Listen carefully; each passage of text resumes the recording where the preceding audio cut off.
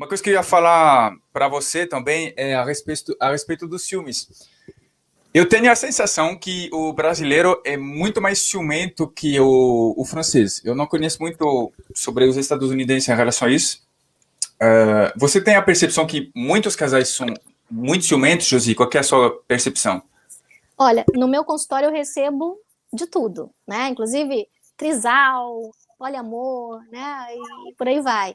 Mas realmente, na monogamia, e aí vamos pegar essa configuração da maioria, talvez, dos brasileiros, né? Não tendo um dado, tá, gente? Mas supondo, sim, na monogamia existe muita questão da posse, né? E acredito, como você diz, Paul, que talvez isso seja muito diferente, talvez, do europeu.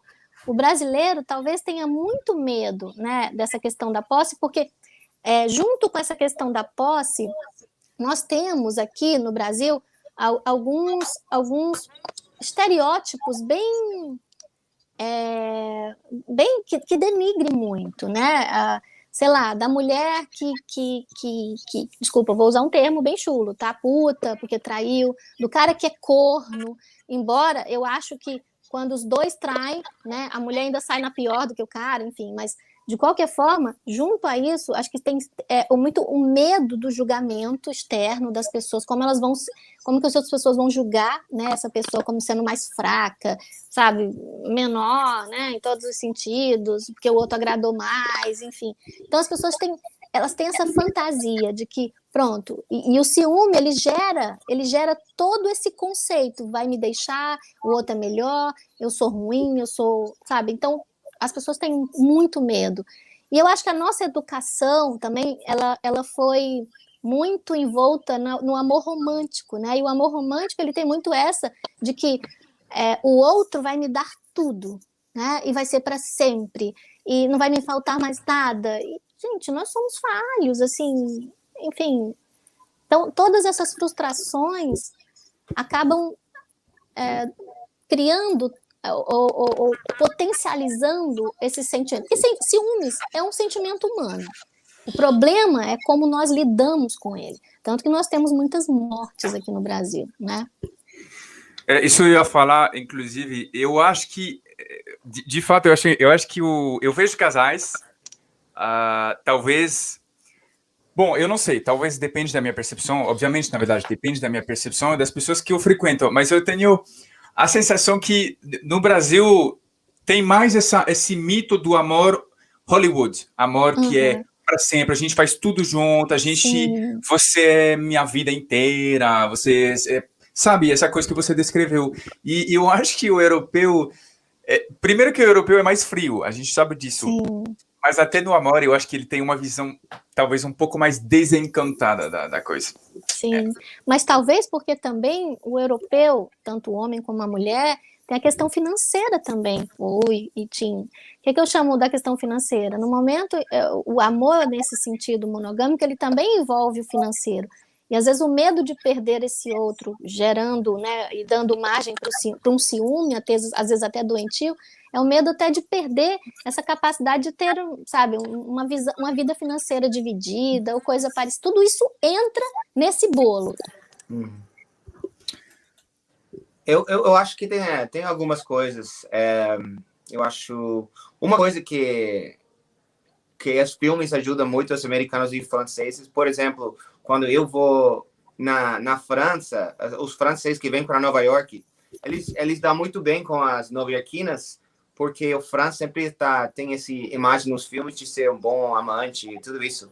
Eu acho que os filmes conquistam muito as brasileiras, tipo, eu acho que americano é alguma coisa por causa dos filmes, e também eles querem aprender inglês, só que é uma coisa diferente. Eu acho que quando a gente vive dentro de uma cultura, as pessoas que a gente conhece, tipo, fica parecendo parecidas às outras.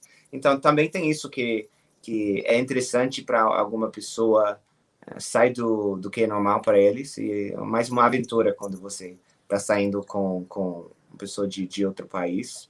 Mas eu acho que financeira também tem envolvido. Acho que você tem uma melhor vida sexual quando você tem mais condições financeiras. E você não precisa ser rica, mas você pode ter um apartamento no melhor bairro, você pode ter Uber, você pode chamar as pessoas para jantar e tudo. Tem umas regras diferentes entre quem paga no Brasil, Europa e nos Estados Unidos na primeira encontro? Essa é uma pergunta? Como que é nos Estados Unidos, então, por exemplo? Nos Estados Unidos, eu acho que ainda é costumário, porque o homem paga a primeira vez. Mas se fica uma coisa que você começa a sair e o homem paga todas as vezes, daí começa a ficar uma coisa meio tipo, desconfiado se a pessoa realmente está aí porque gosta da pessoa ou só quer um banco. Eu acho que isso. Sim. Aqui no Brasil também eu sinto que, de maneira geral, ainda prevalece a ideia de que, ou cai bem, não sei a etiqueta que eles falam, né, de que é o homem que tem que pagar. Mas há uma representação pequena ainda de mulheres que já estão dizendo, não, vamos dividir as contas. Mas sabe uma coisa que ofende muito, de maneira geral, a brasileira? Eu tô falando isso porque eu faço perguntas no meu Instagram, porque eu já participei de programa, durante um ano eu participava de um programa de rádio em Belo Horizonte, né? Semanalmente eu tava, e a gente tinha muito essas coisas de perguntar, e uma das coisas que parece que ofende muito as mulheres é a questão de dividir a conta do motel, por exemplo, né? Não, mas eu já tô dando a minha parte porque o outro não tem que pagar. E eu falei, gente, os dois não se divertiram? Uhum. Eu também tive um programa em Belo Horizonte, me trazia R$500 por semana, era muito legal, nossa. Olha, um programa. Eu acho que é uma piada, eu acho. No começo eu achando que era um programa, depois eu percebi, Tim, mas aqui teve um delayzinho, sabe?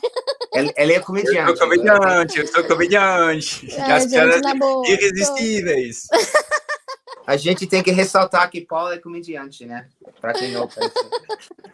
Olha, desculpa, gente. Vou lembrar disso toda hora, vou lembrar, para poder, sabe, começar a ficar mais esperta. Acorda. Exatamente. Não, legal. E a última... Bom, mas não sei se é o último tema. O Paul não falou aí. Eu tenho uma pergunta aí para Paul. Eu sei que nos Estados Unidos a gente não tem essa coisa de motel do sexo. O motel para a gente é realmente um lugar barato para morar. Então a gente não tem isso. Sim. Eu acho que provavelmente porque a maioria das pessoas, a 18, tenta morar sozinho, seja na faculdade ou quando eles se formarem, tipo, arrumar um apartamento. No Brasil, eu vi que é muito comum, tipo, estou no Zona Norte, tipo, a Tietê tem, tipo, cada três lojas é um motel. Então, é muito comum, especialmente em lugares um pouco mais afastados. Na França, vocês têm algo parecido? Onde vocês transam? Olha que vocês comem? Onde vocês dormem? Onde vocês transam? Não, a gente não tem motel. Algum seguidor me falou que agora em Paris parece que tem 4 Love Hotels, eles chamam, mas eu nunca vi. Quando eu morava na França, ou seja, antes de 2015, eu nunca vi o motel e não faz parte da cultura pelo mesmo motivo. A pessoa faz 18, 20, 22 anos. Em geral, ela já mora sozinha ou em república.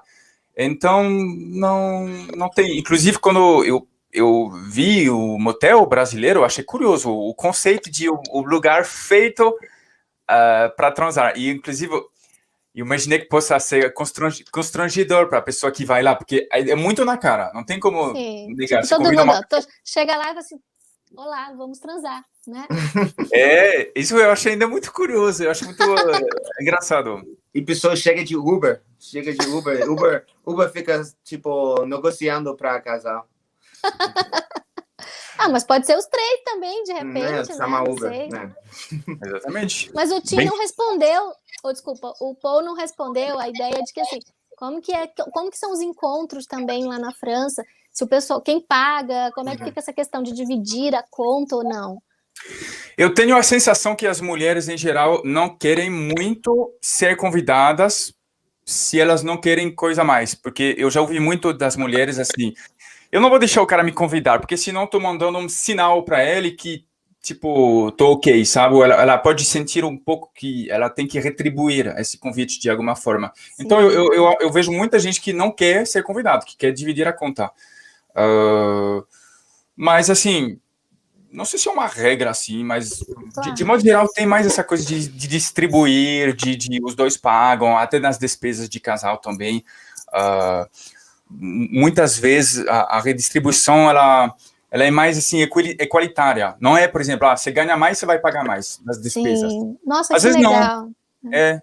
Isso é Assim, muito... eu acho que isso traz uma liberdade muito grande para você poder dizer um sim ou um não, né? Que não demarque a ideia de que eu preciso de você. Mas na França não tem muito essa coisa, e isso é uma coisa muito positiva. Porque, de fato, o salário mínimo é 1.200 euros.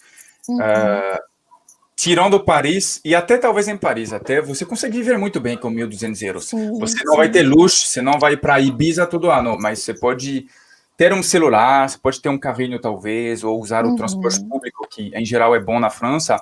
Sim. Então também não tem muito, você não depende da pessoa, você não precisa de uma outra pessoa para juntar a renda. Isso é bom. Você vai estar com ela por desejo, né? Por desejo, Inclusive eu tenho a sensação que às vezes as pessoas no Brasil... bom, eu vivi em Maringá. Aí eu vou dizer uma coisa que é delicada, porque obviamente tem muita gente que foge dessa regra. Mas eu vi bastante gente que estava procurando uma pessoa rica. Então, homem quanto mulher. Cara, a pessoa que eu vou encontrar, ela tem que ser rica. Mas eu acho que, bom, culturalmente é diferente também pela questão que tem essa questão de renda, né? Na França, você não vai precisar de alguém para viver bem. Mais uma vez, eu não estou falando que se trata de uma maioria de pessoas, mas eu vi mais isso em Maringá do que em São Paulo. Eu acredito. Eu também concordo que todos os lugares fora dos grandes centros, você vai ver mais... Eu fui numas baladas e você vai ver mais cara tipo velho, cara de rico, com mulher que parecia jovem, que eu não vejo tanto em São Paulo, capital, nem no Rio, se não fosse na periferia. Mas eu fui em vários lugares, cidades mais pequenas, que eu vi isso. Eu não sei que tem uma questão de menos oportunidades econômicas, ou não sei. Mas eu tenho que concordar com o Paulo que depende muito de capital e lugar no interior. Não que todo mundo faz, mas uma coisa que eu percebi que existe lá, que não existe tanto no capital. Eu vou também vou trazer uma experiência também que eu tenho um pouco disso. Eu sou esposa de ex-militar, né? Ele já foi para a reserva e nós já moramos em várias partes do Brasil e em um momento a gente estava morando no interior do Amazonas, aqueles cantinhos que só chega de barco, sabe? Ficamos um tempo por lá e quando a gente voltou, que ele estava trazendo, né? Desmontou lá o destacamento e estava trazendo. E a gente viu que tinham soldados que traziam 2 mulheres, porque elas queriam tanto sair daquele lugar que elas falavam assim, não, a gente vai casar nós 2 contigo só para você tirar a gente daqui. Caramba! Que coisa, né? E gostei do corte? Não esqueça de se inscrever aqui. Se você quer ver o podcast inteiro, o link tá na descrição. Se você quer aprender inglês comigo, claro, a gente tem Keep Up. Nos vemos na próxima.